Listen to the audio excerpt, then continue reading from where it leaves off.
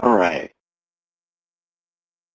Good afternoon, everyone, and thank you for joining us for today's webinar, the Model Programs Guide, Juvenile Reentry Programs Implementation Guide.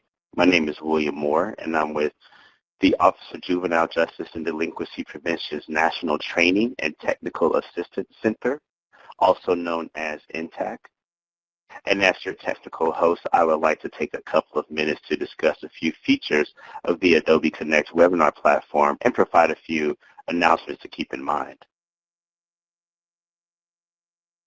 Please note that this event is being recorded and will be published on NTTAC's YouTube channel.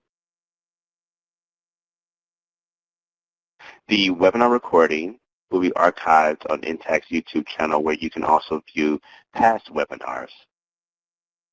For the event transcript and supporting materials, please contact the OJJDP NTTAC Help Desk.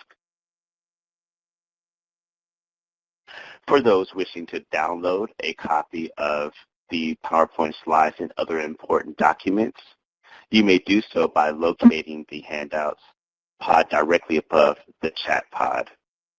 Here you will find an FAQ for webinar participants that will likely address any technical related questions. Simply click on the name of the file and then click the download button.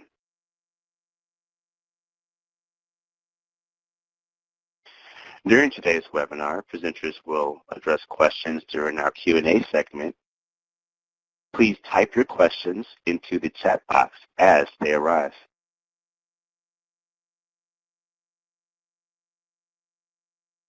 For those of you participating in today's webinar as a group, please take a minute to help us count.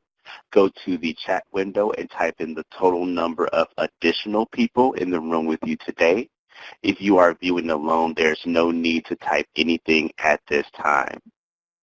And I'll give folks just a few seconds to do that. Again, type in the total number of additional people in the room with you today. If you are viewing alone, there's no need to type anything into the chat pod at this time.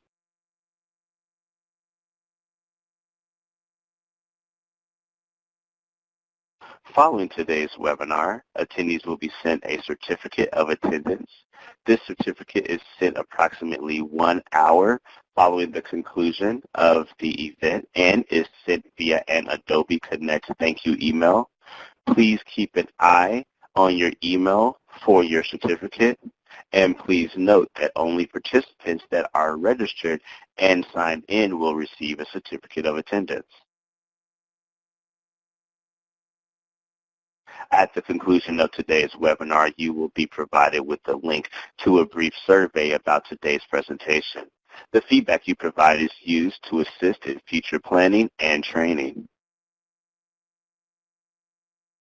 I'll now turn our webinar over to our moderator, Marsha Cohen, for introduction of presenters.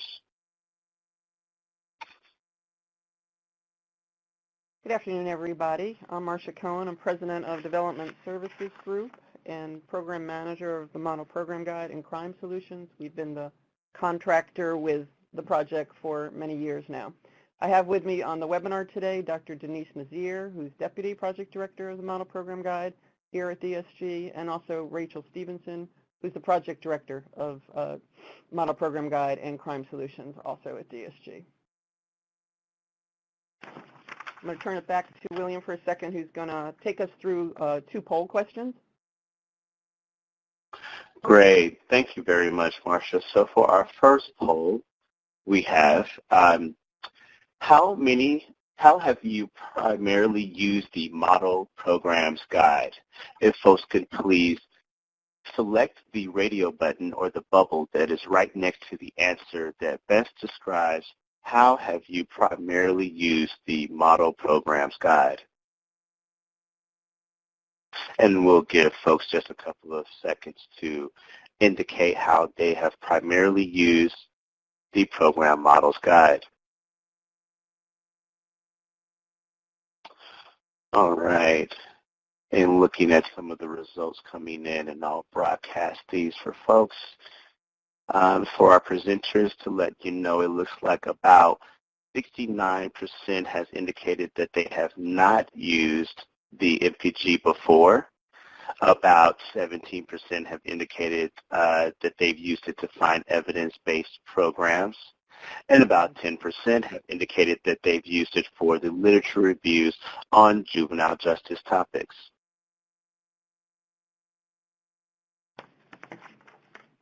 All right, so now we have our, we'll go ahead and end that poll there.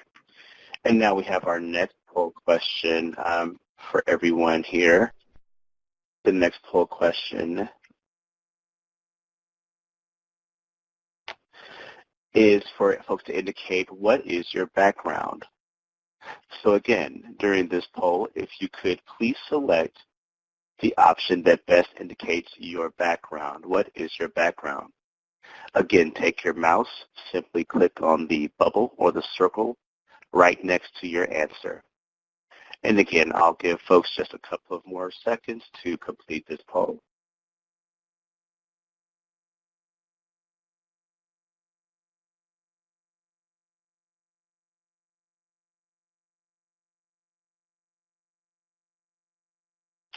All right, going to broadcast results here. And for our presenters, it looks like we have about 50% of our participants are indeed criminal justice and juvenile justice practitioners, whereas we have about 16% indicating that they are treatment/service providers, and about 12.9% even are both indicating that they are a researcher student or other. And then again, at about 6.4%, we have individuals who are training and technical assistance providers. Only 1% have indicated that they are a member of the community. Thank you all, and I'll go ahead and end that poll. And thank you for participating. I'll now turn the presentation back over to Marsha. Okay, thank you, William. The learning objectives for today's webinar are to learn about the resources and information on the MPG, learn about the background of the I-Guides, including an overview of the development of the 10 pre-implementation steps and the process for creating each I-Guide, as well as be provided with a summary of information provided on the reentry research program. It looks like about a third of you were familiar with the Model Program Guide, and about 2/3 were not. So this is a shot of the home page, and you can see that on the home page, we give a programs at a glance. There's a pie chart on there. Programs are rated in terms of effective, promising, and no effects, and we see that the programs in the MPG are rated 19% are effective, 58% are promising, 23% have no effects or harmful effects, and we'll talk about that more in a few minutes. But the MPG overall is a repository of evidence-based juvenile justice and youth prevention programs, as well as reentry programs funded by OJJDP. We currently have 340 programs on the MPG, and the box will show 5 or so recently posted programs right to the right of the pie chart. And one interesting thing to note is that at the bottom in the middle column, you can find programs by searching by 10 popular topics, as well as searching above just to find a program. But if you're interested in particularly locating reentry programs, search under detention, confinement, and supervision, then go to reentry and aftercare, and you'll see that we have 14 reentry programs on the Model Program Guide.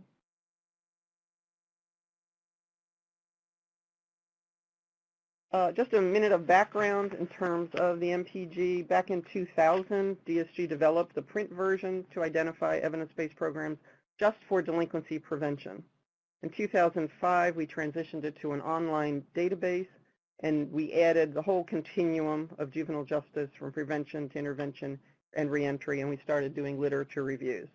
Back in 2011, the Office of Justice Programs launched Crime Solutions, which we also operate for them, which was more rigorous review process, presented programs across the whole spectrum, including adult programs as well for criminal justice, and it's now managed by the National Institute of Justice. In 2011, OJJDP asked DSG to re-review all the MPG programs using the Crime Solutions Gov evidence standards and criteria, and so the two databases are now aligned. At that time, we reviewed 225 programs, but we're up to 340 now, as I said. In November 2013, the MPG was relaunched with a new website, a common database with Crime Solutions, as well as some unique features that I'll go into some more in a second that we have in MPG that are not on Crime Solutions. In May 2016, we launched the I-Guides, which is what we're going to talk about today. Other features of the MPG are that it includes what research programs suggest in regards to what works, what's promising, what does not work. We have a very rigorous review process. We use over 60 reviewers from many, many universities around the country, actually worldwide. And we try to do things for practitioners, policymakers, and communities that can be used to help improve the effectiveness of what's being implemented out and around the country. We also try to enhance accountability and ensure public safety and reduce recidivism. Let me go into the rating system we use, which is the same as used on Crime Solutions as well. We use two different types of icons. On the left is a single study icon, which is used to identify programs that have been evaluated with only one study. To the right of that, we have a multiple studies icon, which depicts programs that have more than one study in their evidence base, demonstrating effects in a consistent direction. The highest rating is effective, which means that programs have strong evidence indicating they achieve their intended outcomes when implemented with fidelity. The second highest rating is promising, which means programs have some evidence indicating they achieve their intended outcomes, but additional research is recommended. And the third lowest rating is no effects, where programs have strong evidence indicating that they had no effects or even harmful effects when implemented with fidelity. So those are ones that clearly need more research and should perhaps be avoided. The literature reviews are one of our most popular features on the Model Program Guide, which you saw back on the home page. There's over 53 literature reviews, or there are 53 literature reviews right now. We're frequently adding new ones. We're frequently updating the ones that are on there already. We recently updated the reentry literature review, and for those of you interested specifically in reentry, you'll note that we also have a lit review on reentry course. The goal of the I-Guides, which is a new feature, as I said, started 3 years ago, is to build upon the repository of all this evidence-based research and programs and practices to provide a comprehensive research-based resource that is problem-driven, community-focused, and focused on the pre-implementation stage. So it's best to be looking at the I-Guides before you've actually started implementing a program, because that's how we have the whole thing organized. I'm going to turn it over to Rachel Stevenson now, the project director of MPG. She'll talk to us about an overview of the I-Guides development process. Thanks, Marsha. Good afternoon, everyone. As Marsha said, I'm Rachel Stevenson. I'm project director of the Model Programs Guide. And so today I'm going to talk about the work that DSG completed in collaboration with OJJDP that went into actually developing the implementation guides. I'll talk about the background research and practitioner interviews that we did, both of which inform the development of this overall framework of the I-Guides. And then I'll actually talk about that framework, which is the 10 steps of the pre-implementation process. And then I'll describe briefly how each guide is created. So the development of the MPG I-Guides began under a new cooperative agreement between DSG and OJJDP. So the overall goal of the implementation guides is to enhance the information and resources that are available on the MPG in order to better support MPG users who are interested in implementing evidence-based programs and practices. So the process began in 2013, and it began with the creation of the MPG Implementation Guides Development Plan. And so this is a document that actually outlined how DSG would gather background information on topics like implementation research, as well as users' perspective on implementation, and then any other kind of relevant information for the process. And it would be all this information we would use to outline what we call the MPG Implementation Guides protocols and standards, and these protocols and standards are what we use to create all future I-Guides. So we began a search of the literature looking for information on implementation and implementation science. We reviewed diverse implementation guides and frameworks that are found in other fields such as public health, as well as other implementation research found in maybe program or process evaluations.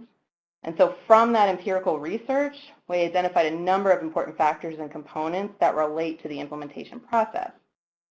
So with all that in mind, from April to July of 2014, interviews and focus groups were conducted with 38 professionals in the juvenile justice field and other related fields. The individuals were interviewed because of their experience implementing programs, policies, practices, all targeted at youth in their community. The practitioners were asked a number of questions with regard to that experience, such as what do you think are the key steps in the implementation process, and what are some of the major lessons you learned while implementing a program, among many other that we asked them. So then we analyzed the responses from the practitioners and again tried to identify overall themes and key points, and we crosswalked the responses from them with the empirical research on implementation. And with all of that gathered, we developed a final report entitled MPG Implementation Guides, Background and User Perspective on Implementing Evidence-Based Programs, and I'll talk about that briefly in a minute. And this final report included those recommended protocols and standards I mentioned before.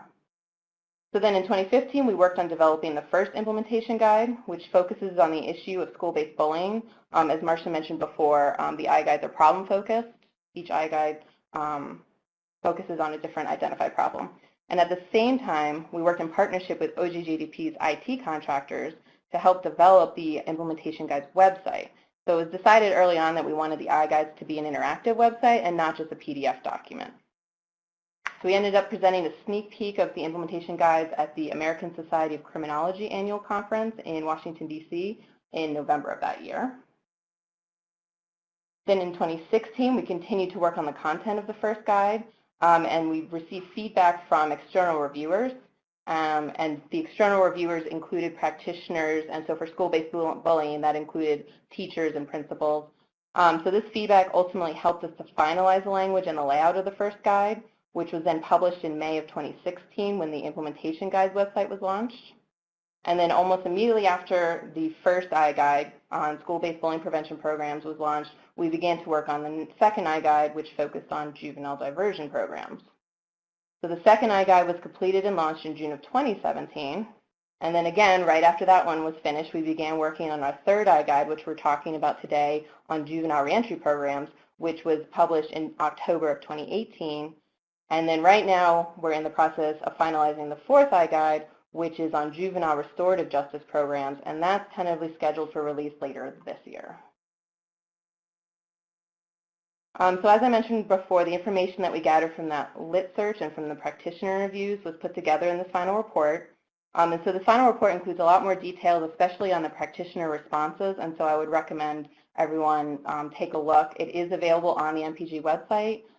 You have a link right there to it. And then for now, I'm just going to provide a brief overview of some of the lessons we learned about implementing programs in a real-world setting. So we conducted 15 one-on-one interviews and 3 focus groups, and there were a number of topics discussed during the interviews. An important and common point made by a number of respondents related to getting staff buy-in. So we heard from frontline staff who said how important it was to get administrators and leadership on board. But at the same time, we had interviewed those in leadership positions who said it was important to get buy-in from the frontline staff, especially those who would actually be in charge of implementing the program directly. And so through these interviews, we heard a lot of different people in a lot of different positions with a lot of different points of view, but overall, we started to hear a lot of the same key points. So another point that came up quite a bit was this idea of keeping specific jurisdictional issues in mind, especially as you're selecting programs to implement. So for example, specific jurisdictional issues might include challenges associated with implementing programs in different settings, such as rural, suburban, or urban communities, or even just implementing programs for specific target populations, such as tribal youth, girls, or crossover youth. So what we heard was that some of these jurisdictional issues hadn't been identified before the implementation process began, and so this ended up creating unforeseen complications down the road. So, and I won't touch on the other 2 points, but Denise, when she gives her walkthrough of the I-Guide, you will start to see how some of the 10 steps that we'll talk about were directly influenced by the respondents' feedback. Overall, we found that no 2 respondents had the same implementation experience. Everyone had a different story to tell, but we developed the overall framework of the I-Guide. We relied on the empirical research to guide us, but ultimately we supplemented that research with information we gained from these interviews and focus groups. Overall, we wanted the MPG implementation guides to be research-based, but also informed by the real-world experiences of those in the field. We want the I-Guides to have less of a static feel, but rather we wanted the information to acknowledge and emphasize the dynamic process of implementation in real life. I think overall we had a lot of interesting information from the practitioners about their experiences, so again, I would recommend going through that report where we give a lot more information about what they actually told us. And this is just a quick illustration of the types of practitioners we talked to, including state advisory group members, juvenile justice specialists. We did talk to some TA providers, professionals from child welfare services, courts and probation, and a few from education. So I'm going to talk briefly about the process we used to create each guide. We use a systematic review and synthesis process to identify factors that will likely affect the implementation of programs and practices, and then we translate these factors into action-oriented guidance. And this is a link. I'm going to show you our actual process, and the link, again, is on the right side. So this is available on the Implementation Guides website, and you'll find this actual illustration in the blue boxes. So the slide illustrates the process that was established to create each I-Guide. The process begins with selecting a specific problem that will be the focus of the I-Guide, and this is done in consultation with OJJDP. And so then next we establish this initial research base. And we start by just going on MPG to see what programs we have that are relevant for the topic that we're looking at. So in this case, as Marsha mentioned, there were 14 reentry programs, so we relied a lot on the research that came from them. We also looked at the MPG literature reviews. Again, as Marsha said, we have a juvenile reentry literature review that we gathered a lot of information from that. And then also we look at the juvenile justice practices that are featured on crimesolutions.gov. There is a juvenile reentry practice, which includes some meta-analyses that looked at reentry programs for juveniles. So then after that, we research and synthesize what we call these implementation statements. And this is information from the research that relates in some ways to the 10 steps of the I-Guides. And I'll touch on the 10 steps in just a minute. So, for example, an implementation statement from a particular program evaluation or another piece of research could describe how staff were trained to implement a certain program. It could also just be information about a funding source or a grant that was used to start a program. There's a wide variety of these implementation statements that we pull from the research. It could be a simple descriptive sentence, or it could be a detailed paragraph that ends up having a lot of information in it.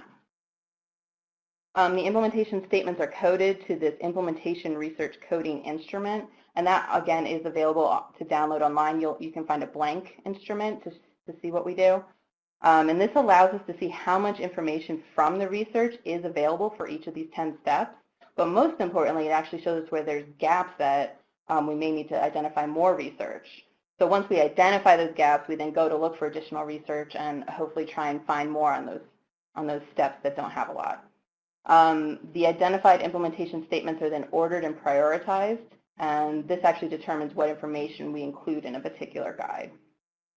Next, the implementation statements are translated into recommendations for each of the 10 steps and what they're called lessons learned on the I-Guides, which Denise will show you. The recommendations are meant to be action-oriented, research-based, but most importantly, user-friendly. These recommendations are assigned to one of 4 levels of evidence. And most importantly, during this time, we pull out examples from the research of specific programs. So if one of the action-oriented recommendations has to do with identifying a program champion, for example, we try and pull out an example from the research that shows what that might look like or how that was done, especially during the pre-implementation process. We're also searching for any related resources and links that can be included in the guides. And a lot of these resources are external to MPG, so we don't just give you what's available on MPG, but really anywhere what resources may help you per step, if there are any. And then finally, we send a draft of the completed I-Guide out to relevant target audience members to conduct these usability reviews. So for example, the Juvenile Reentry Programs I-Guide, we sent a draft copy to juvenile justice personnel and researchers who all had experience with reentry programs. So here are the first 5 of the 10 steps of the MPG I-Guides. The 10 steps represent the framework of the I-Guides. I'm not going to go into detail on each one of them right now. Some steps will be briefly discussed next. But the information on obviously each of the 10 steps is available on the MPG I-Guides, including definitions of each. And as you can see, we give the name of the formal name of each step, and then kind of in parentheses, that's the kind of the informal name to give you an idea of the kind of information you might find. The 10 steps were identified and organized based on the research and interview focus groups that I talked about before. These 10 steps are consistent throughout all the I-Guides. The specific information provided about the 10 steps will depend on the topic of the I-Guide. So for the I-Guide we're talking about today, the 10 steps focus on information related to implementing juvenile reentry programs. But if you were to go to our second I-Guide, it would be the 10 steps as they relate to the context of implementing court-based diversion programs for juveniles. But again, it's still the 10 steps throughout. And here are the other half of them. The 10 steps are organized across what we call the 3S categories: start, support, and secure. The 3S categories are meant to help organize the 10 steps into related ideas, but they're not meant to establish a specific order to the steps. So when we designed the I-Guides, we didn't want to emphasize a specific linear approach to implementation, as we noticed other frameworks had done. Rather, we wanted the guides to be useful to anyone during any point of the pre-implementation process. So now I will turn it over to Dr. Denise Nazaire, who is the Deputy Project Director for MPG. Thank you, Rachel. As Rachel mentioned, this is the third I-Guide, and we're focused on the problem of juvenile reentry. And so the goal of this I-Guide was to answer this question: what should I do to implement a reentry program or practice that offers reintegrative services to juvenile offenders to aid in their transition from out-of-home placement back into the community? So just to talk a little bit about the scope, our I-Guide was designed to look at programs specifically for juveniles who were placed in juvenile facilities and not adult prisons or jails. And it focused on programs that started to offer services to juveniles prior to their release in the community. So these services and supervision started while they were in their residential placements. And the services were intended to promote successful reentry back into the community. We looked at program evaluations that had outcomes related to behaviors of youth in reentry programs, and some of these outcomes as listed here were recidivism, mental health, substance abuse, family functioning, and juvenile system costs. So again, we wanted to focus on all of these outcomes that they started to look at behavior prior to release back into the community, and that is a point that I wanted to highlight, because we do not incorporate juvenile reentry programs that offer services once juveniles have been released into the community. And so just a brief overview about what do we mean when we say reentry, and how do we use this definition to determine what programs and evaluations to include in this I-Guide. So reentry is based on the belief that out-of-home placements disrupt a youth's life because it physically removes these youth from their family, from their schools, and the wider community. Reentry is certainly a relevant issue that we deal with nationwide on any given day. If you look at the numbers back from 2017, it indicated that 48,000 youth were involved in the justice system and housed in juvenile residential facilities. And these do not include the juveniles that are held in jails, which were roughly about 3,000, nor the juveniles that are held in adult prisons, which were 1,000. However, there are 48,000 justice-involved youth. So given the prevalence of this issue, we wanted to focus on juvenile reentry programs and how we could provide services to these youth as they are transitioning back into the community. However, we know these transitions are often not seamless. Going from an institutional setting to a community setting, there needs to be clear communication across the different agencies that are involved. These agencies involved in reentry efforts can include residential facility staff, juvenile probation or parole officers, mental health and behavioral health service providers, or other community-based treatment providers, family members, as well as other adults in the community who all need to be involved in creating an atmosphere that allows for a successful transition for these youth. But we know that youth face a lot of challenges in their transitions back into their communities. And some of these challenges are lack of familial support or barriers to education and employment, or even finding permanent housing options. So we know from the research that it's important to understand the needs of youth who are in residential facilities, look at their needs that are associated with their criminal behavior, such as substance abuse, and then to match them to appropriate services that would reduce the odds of their reoffending once they get back into the community.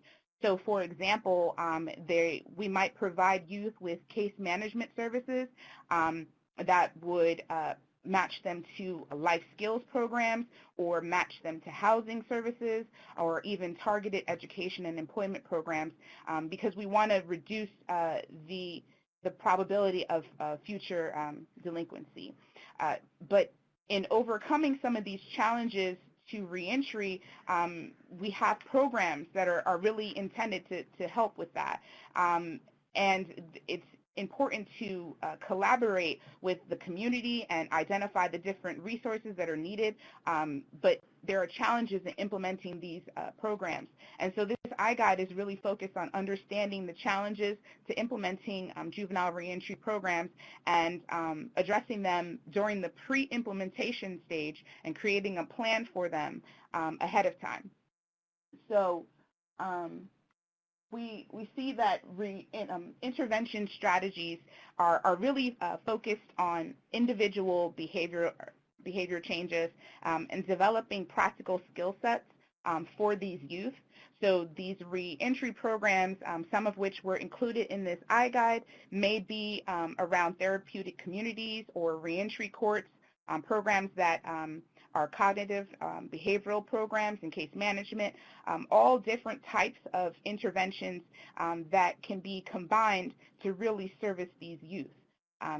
For the focus of this I-Guide, we looked at two components, both juveniles who are receiving services and supervision, as well as juveniles who are receiving these services and supervisions while they are incarcerated, which is what distinguishes reentry from traditional court processing, in the fact that we are providing these services to juveniles rather than just having them be in residential facilities without providing for them an opportunity to really successfully reintegrate back into the community.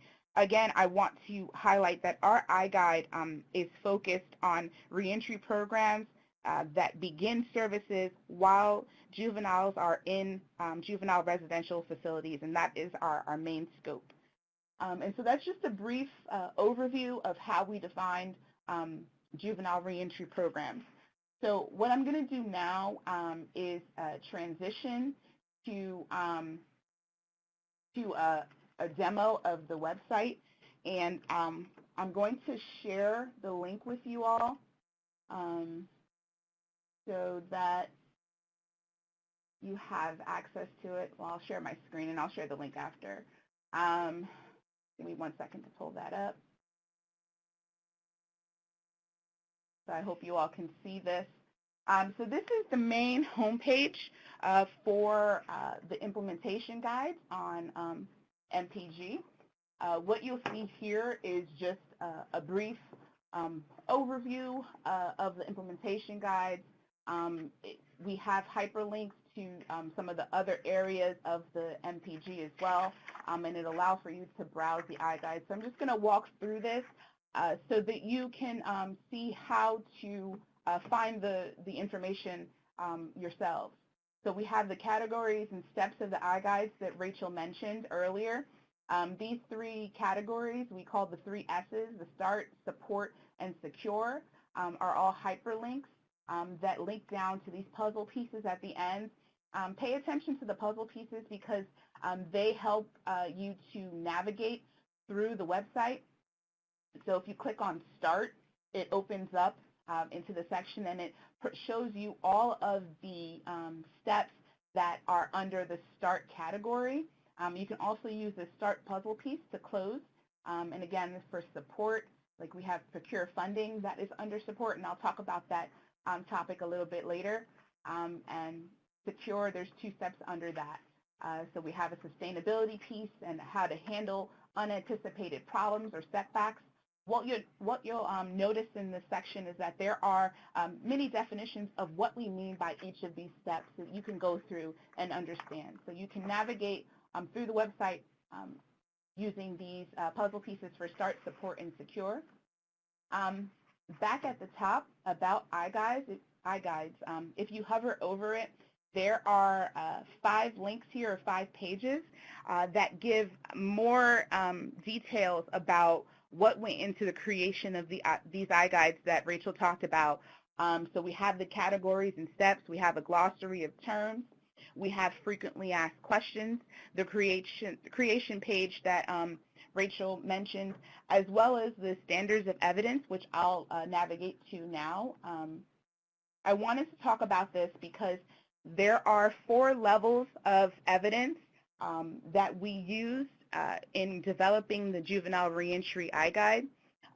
So the first one is based on programs and evaluations that are featured on Crime Solutions and Model Programs Guide. These evaluations and programs have been reviewed by Crime Solutions and MPG, and they were either rated as effective, promising, and no effects.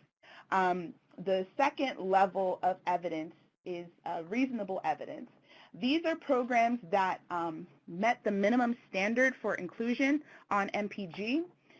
However, they were reviewed and rejected due to insufficient evidence, or they are currently in the review process, and so we can't necessarily label them as compelling evidence because we haven't finished the rating as of yet for those programs.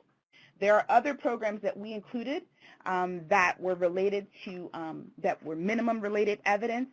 So these were programs that did not meet our minimum standards of evidence.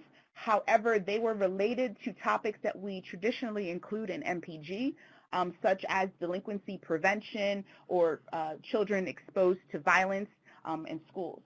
So we included them because they came from credible sources like peer-reviewed journals or government agencies. The last category of evidence is minimum evidence. These are evaluations or research that we found that did not meet our minimum standard of evidence and were not related to topics that we normally include on MPG. However, we found that they had relevant research that were related to juvenile reentry programs.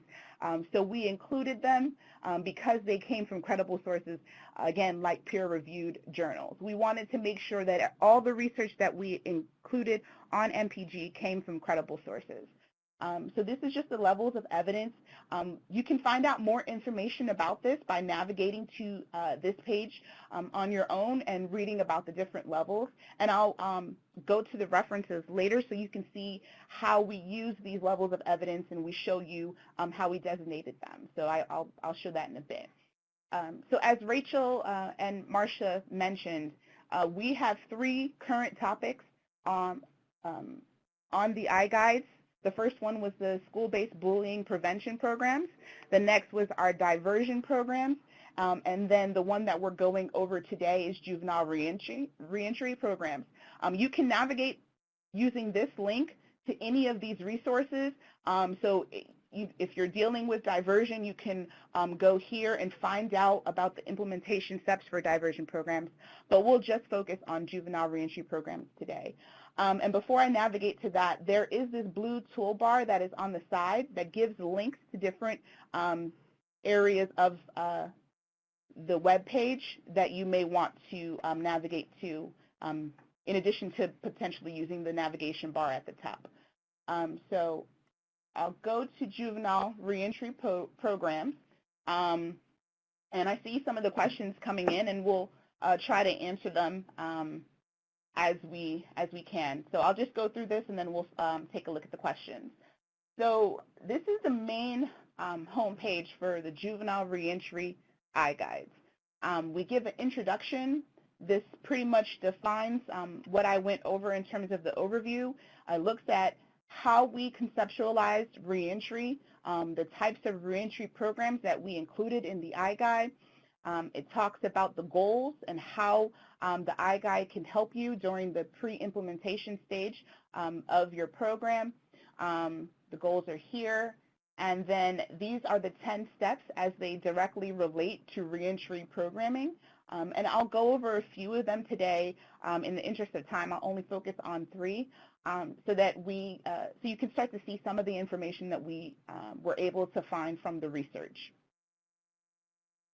And I'll just navigate quickly to the references and the levels of evidence that are on your right-hand side.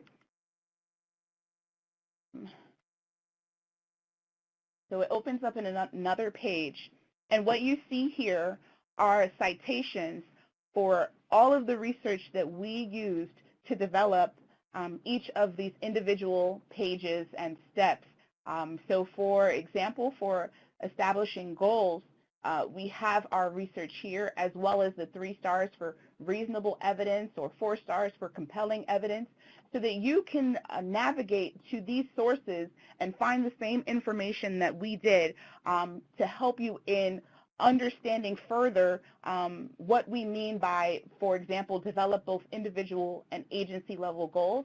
Well, you can go to this report here and find out that information from the Department of Law and Public Safety in New Jersey, which is an example that we used.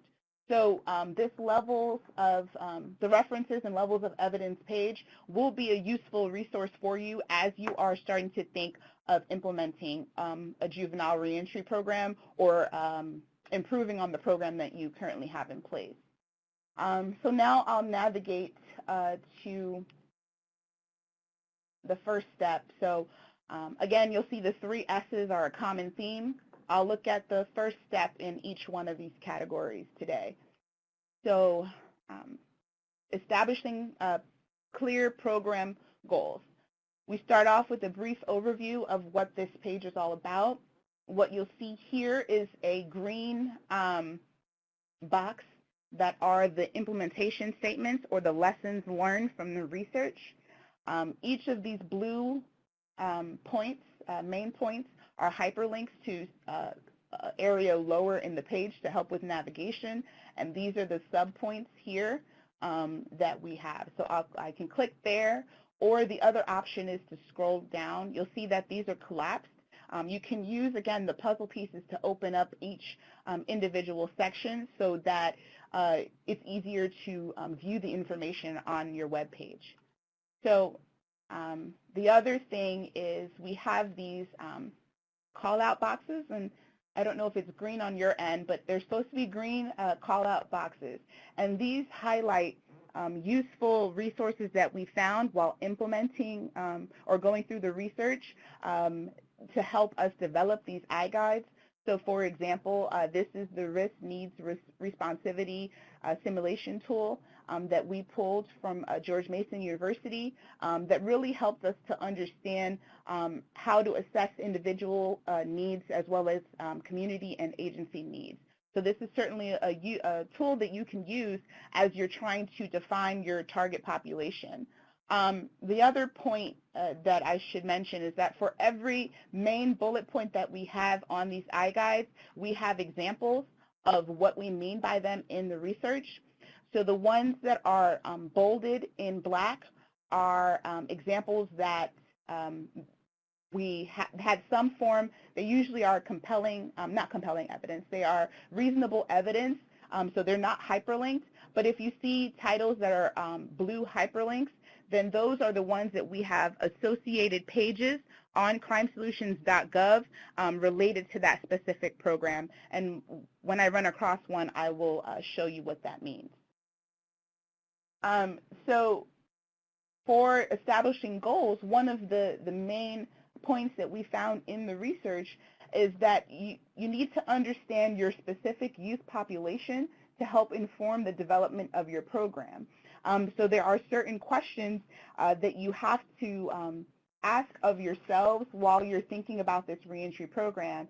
So for example, with Oakland's Second Chance program, they were specifically targeting youth who convicted a new violent offense in their first year after reentry.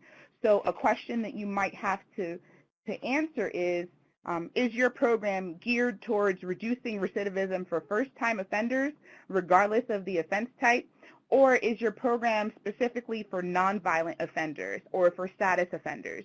This is something that the research shows that you need to decide in advance of developing your program during pre-implementation so that you can really define your problem, define your target population, and then create a plan on how to implement that.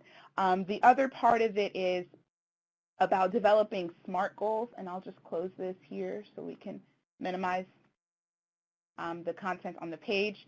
So using SMART goals to set clear program goals. So are they specific? Are they measurable, achievable, relevant, and time-bound? And we have an example from the Netherlands, the new Perspective Aftercare program here that uses this model.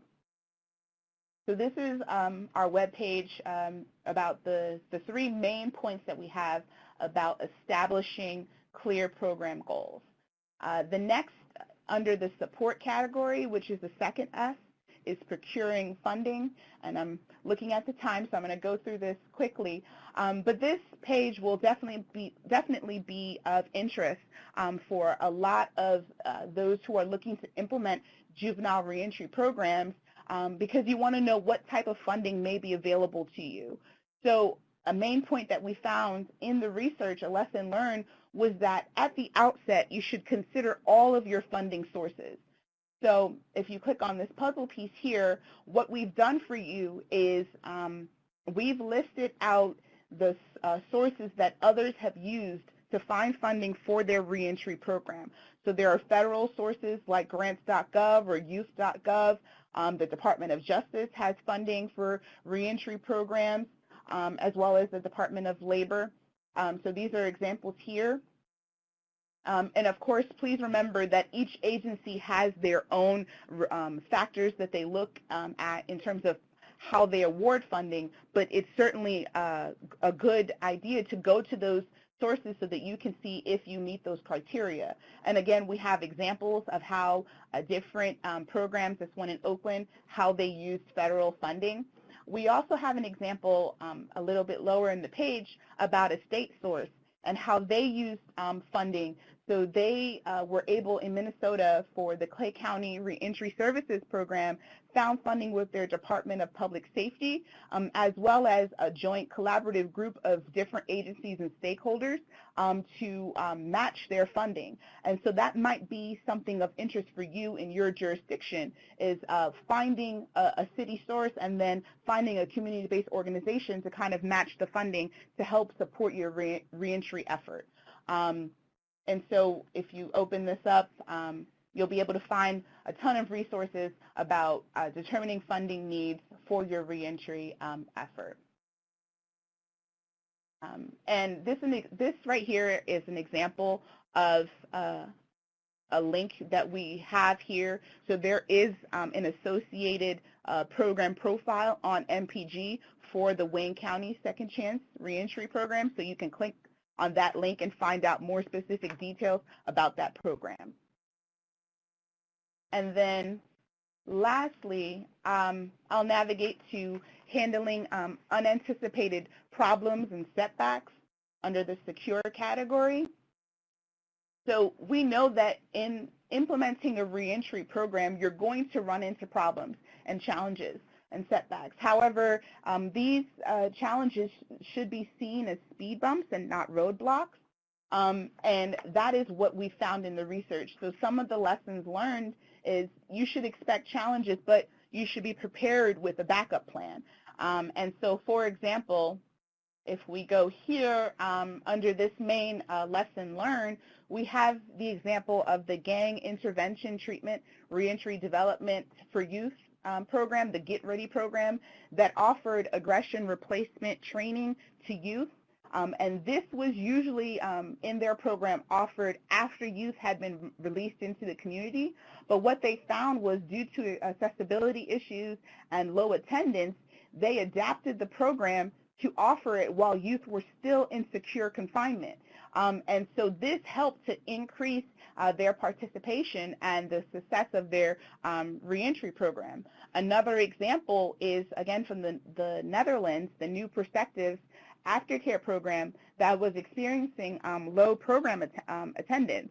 And so what they did was they partnered with a neighboring jurisdiction that had similar issues with them to increase their participation. So both of these examples and throughout this page in terms of handling unanticipated problems, it's important during the implementation process to have a plan B for your reentry programming effort. And again, due to time, we won't be able to go through all of the information that is on this webpage on all the 10 steps for the I-Guide, but we wanted to show you how to navigate through the website so that you can find this information on your own time. And so I will transition back over to Marsha, and we'll take a few questions.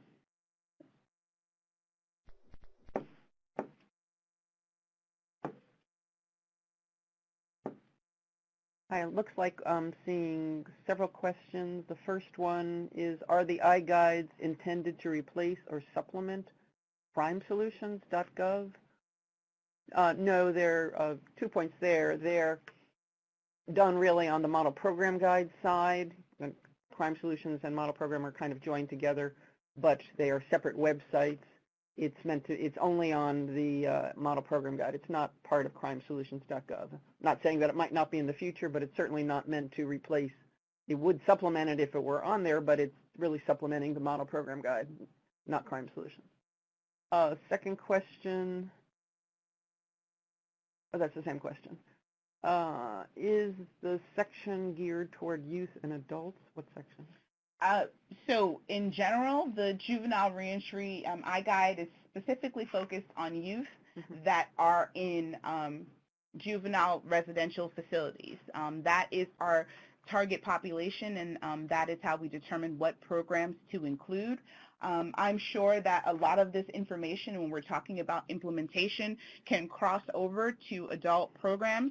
However, Model Programs Guide specifically focuses on juvenile justice issues and is a resource for them. So that was why we narrowed our scope for this implementation guide to just programs for juveniles in residential facilities. Right. And Crime Solutions focuses almost totally on adults, though it does include juvenile programs. And just to piggyback on what you guys were saying, though, because I think the person who asked that second question was talking about the needs assessment when Denise was talking about it. And so that particular link that she was focused on, it was the George Mason, that RNR tool, that is actually for both adults and juveniles. So some resources may be just reentry resources at large, but then if they do include juveniles, we would have included them too, and then other resources may just be for juvenile reentry. And so when you get to that resource, it'll obviously give you the information you need.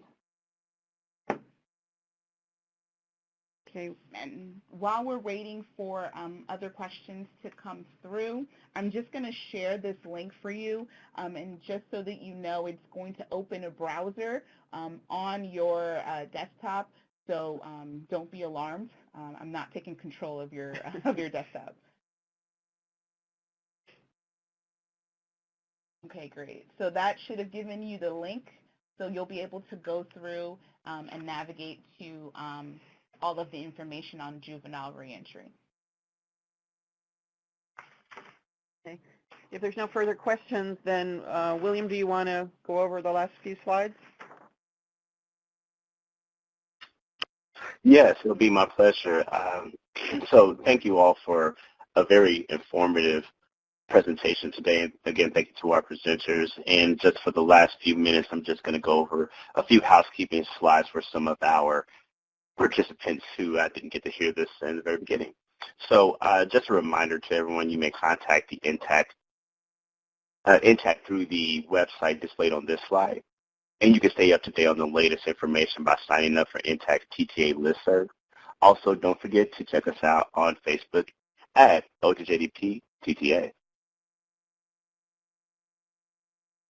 You could also contact OJJDP via the Help Desk by following the contact information on this slide. Do you have a training and technical assistance need? If so, please submit a request via OJJDP's TTA 360 platform through the link displayed on this slide. As a reminder, the webinar recording will be archived on NTTAC's YouTube channel, where you can also view past webinars. For the event transcript and supporting materials, please contact the OJJDP TTA Help Desk. Please take a moment to review this disclaimer.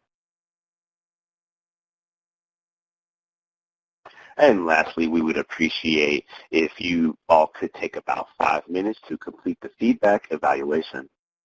Again, thank you for joining us today. Have a great afternoon. Goodbye.